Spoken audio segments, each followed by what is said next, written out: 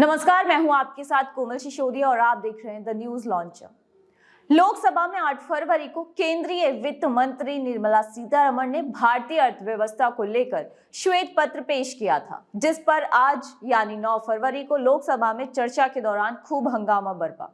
आज पूरे दिन सदन में इस मामले पर नियम 342 के तहत चर्चा हुई।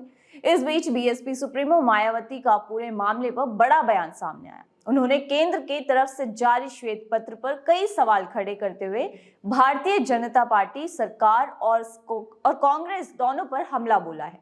अपने बयान में मायावती ने कहा है कि बीजेपी और कांग्रेस के बीच आगामी लोकसभा चुनाव से पहले गंभीर आरोप प्रत्यारोप की आपाधापी और ब्लैक पेपर और व्हाइट पेपर आदि जारी करके एक दूसरे को गलत और जनविरोधी साबित करने का खेल सिर्फ चुनावी स्वार्थ के सिवाय और कुछ नहीं है। और ऐसी संकीर्ण राजनीति से देश और जनहित और जन कल्याण कैसे संभव है, वो भी ऐसे समय पर जब कुछ मुट्ठी भर लोगों को छोड़कर देश के करोड़ों लोग जबरदस्त महंगाई, अपार गरीबी, बेरोजगारी, किसानों की बदहाली और ग्रामीण भारत की दुर्दशा आदि के तनावपूर्ण जीवन की मार से लगातार त्रस्त हैं, जिससे देश हित भी लगातार प्रभावित है। ऐसे समय पर सभी स्वार्थ और विद्वेष आदि को त्याग कर देश की अति चिंतनीय राष्ट्रीय समस्याओं पर संगठित प्रयास बहुत जरूरी है।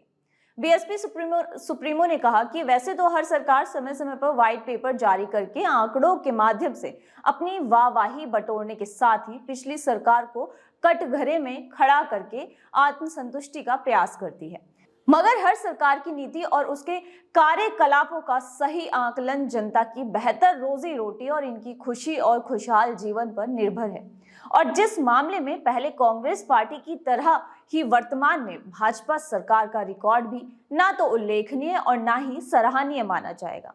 आपको बता दें कि वित्त मंत्री सीतारमण ने आज सदन में श्वेत पत्र पर चर्चा के लिए प्रस्ताव पेश किया और इस प्रस्ताव में कहा गया कि ये सदन भारतीय अर्थव्यवस्था और भारत के लोगों के जीवन पर इसके प्रभाव पर श्वेत पत्र पर विचार करेगा।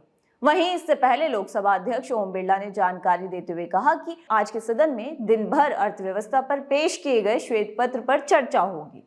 गौरतलब है कि सरकार ने गुरुवार को संसद में पेश अपने श्वेत पत्र में यूपीए सरकार के कार्यकाल के दौरान हुए घोटालों और कुप्रबंधनों का जिक्र करते हुए यूपीए सरकार के कार्यकाल में यानी 2014 से पहले भारत की अर्थव्यवस्था की हालत कितनी कमजोर थी, इस पर जानकारी दी।